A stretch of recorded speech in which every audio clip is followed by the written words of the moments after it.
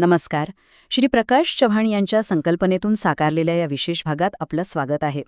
आज आपण एक असा विषय समजून घेणार आहोत जो आपण दरवर्षी अनुभवतो, पण त्यामागचं विज्ञान कदाचित आपल्याला पूर्णपणे माहीत नसतं. तो विषय आहे ऋतुनिर्मिती. म्हणजे हे ऋतू नेमके का आणि कसे बदलतात? चला, याचा अगदी सोप्या भाषेत आढावा घेऊया. सुरुवात एका अशा प्रश्नाने करूया जो आपल्या सगळ्यांनाच कधी ना कधी पडला असेल की अरे, उन्हाळ्यात दिवस किती मोठे असतात, लवकर उजाडतं आणि उशिरा मावळतं, आणि हिवाळ्यामध्ये बरोबर उलटं, दिवस अगदी लहान होऊन जातो. असं का होतं? याचं उत्तर पृथ्वीच्या एका मोठ्या प्रवासात दडलेलं आहे. ह्या सगळ्या बदलांमागे ना फक्त 2 मुख्य कारणं आहेत. पहिलं म्हणजे आपली पृथ्वी सरळ नाहीये, ती तिच्या आसावर थोडी कललेली आहे. आणि दुसरं कारण म्हणजे तिचं सूर्याभोवती फिरणं, ज्याला आपण परिभ्रमण म्हणतो. ह्याच 2 गोष्टी मिळून आपल्या पृथ्वीवर हे सुंदर ऋतूंचं चक्र निर्माण करतात. चला, यातला फरक पटकन समजून घेऊया, कारण यात अनेकांचा गोंधळ होतो. परिवलन म्हणजे पृथ्वीचं स्वतःच्याच अक्षाभोवती फिरणं. यामुळे फक्त दिवस आणि रात्र होतात. आणि परिभ्रमण म्हणजे पृथ्वीचं सूर्याभोवती एक पूर्ण चक्कर मारणं. याला तब्बल 1 वर्ष लागतं आणि याचमुळे वर्षाणी ऋतू तयार होतात. आता ही स्लाईड सगळ्यात महत्त्वाची आहे. आपल्यापैकी अनेकांना असं वाटतं की पृथ्वी सूर्याच्या जवळ गेली की उन्हाळा आणि दूर गेली की हिवाळा लागतो. पण हे पूर्णपणे चुकीचं आहे. ऋतू बदलण्यामागचं खरं आणि सगळ्यात मोठं कारण आहे पृथ्वीच्या आसाचा हा 23.5 अंशांमधला कल. हाच तो खरा गेम चेंजर आहे. आता पृथ्वी अशी कललेली असल्यामुळे आणि सूर्याभोवती फिरत असल्यामुळे आपल्याला पृथ्वीवरून पाहताना असं वाटतं की सूर्य आकाशात कधी उत्तरेकडे सरकतोय तर कधी दक्षिणेकडे. यालाच सूर्याचा भासमान प्रवास म्हणतात. चला, उत्तरायण आणि दक्षिणायण काय आहे ते जरा विस्तारात बघूया. तर भासमान भ्रमण म्हणजे काय? सोपं आहे. नावाप्रमाणेच हा एक भास आहे. सूर्य काही खरंच कुठेही हालत नाहीये, पण पृथ्वीची स्थिती बदलल्यामुळे तो आपल्याला वर्षभरात आकाशात वर खाली म्हणजे उत्तर दक्षिण सरकताना दिसतो. हा फक्त एक भास असला तरी आपल्या हवामानावर याचा थेट परिणाम होतो. वर्षातून हा प्रवास 2 भागांमध्ये होतो. साधारणपणे 22 डिसेंबर ते 21 जून या काळात सूर्य उत्तरेकडे सरकत असल्याचा भास होतो. याला म्हणतात उत्तरायण. आणि मग 21 जून ते 22 डिसेंबर या काळात तो दक्षिणेकडे सरकतो. याला म्हणतात दक्षिणायण.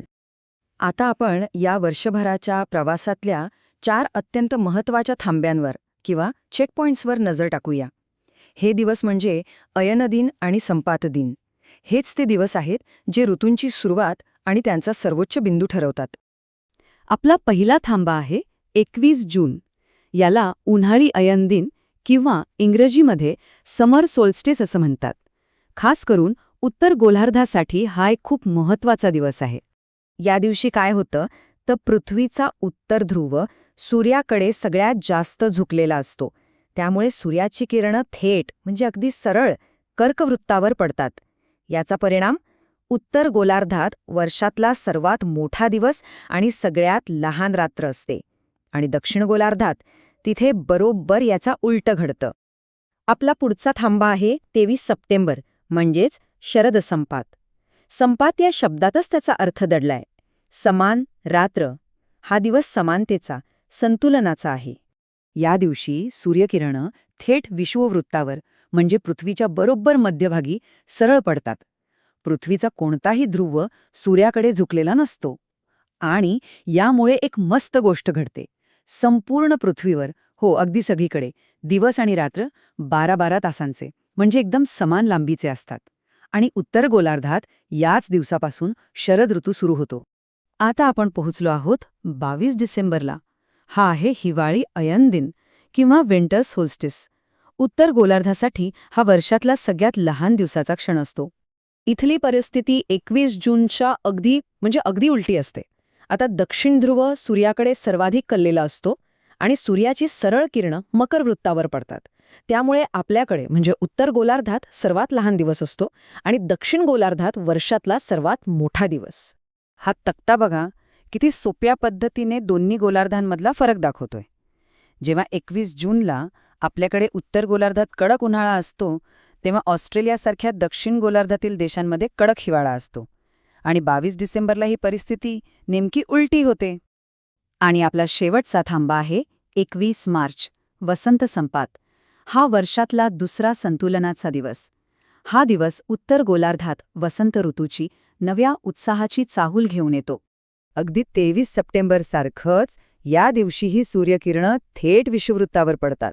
पुन्हा एकदा संपूर्ण पृथ्वीवर दिवस आणि रात्र समान लांबीची होतात आणि निसर्गात एक नवीन ऊर्जा, नवी पालवी फुटायला सुरुवात होते. बरं, हे सगळ्या आकाशात घडतंय, पण आपल्याला त्यामुळे थंडी आणि गरमी का जाणवते? दिवस मोठा किंवा लहान झाल्याने उष्णतेवर नेमका काय परिणाम होतो? याचं उत्तर सूर्यकिरणं जमिनीवर कशी पडतात यात दडलं आहे.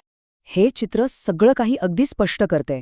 जेव्हा सूर्यकिरणं लंबरूप म्हणजे सरळ रेषेत जमिनीवर पडतात तेव्हा ती कमी जागेत जास्त उष्णता देतात. त्यामुळे हवामान गरम होतं. या उलट जेव्हा हीच किरणं तिरकस पडतात तेव्हा तीच उष्णता जास्त भागावर पसरते. त्यामुळे तिची तीव्रता कमी होते आणि आपल्याला थंडी जाणवते. हाच उन्हाळा आणि हिवाळ्यामधला मूळ फरक आहे. अर्थात या ऋतुचक्राचा प्रभाव पृथ्वीवर सगळीकडे सारखा नसतो. विषुववृत्ताजवळच्या प्रदेशात वर्षभर सूर्यकिरणं जवळपास सरळच पडतात. त्यामुळे तिथे ऋतूंमध्ये फारसा बदल जाणवत नाही. तर या उलट ध्रुवीय प्रदेशात इतका टोकाचा फरक असतो की तिथे 6-6 महिन्यांचा दिवस आणि 6 महिन्यांची रात्र असते. तर मग ह्या सगळ्या माहितीचा सगळ्यात महत्त्वाचा टेकअवे काय? तर एकच वाक्य लक्षात ठेवायचं: ऋतू बदलण्याचं मुख्य कारण पृथ्वीचा सूर्यापासूनचं अंतर नाही, तर तिच्या आसाचा 23.5 अंशांचा कल आहे. ही एक गोष्ट जरी लक्षात राहिली तरी ऋतुनिर्मितीची संकल्पना स्पष्ट होते. आणि आता जाता जाता एक विचार करायला लावणारा प्रश्न. कल्पना करा की जर पृथ्वीचा आस असा कललेला नसताच, तो एकदम सरळ असता, तर काय झालं असतं? आपल्या पृथ्वीवर हवामान कसं राहिलं असतं? ऋतू असते का? यावर नक्की विचार करा.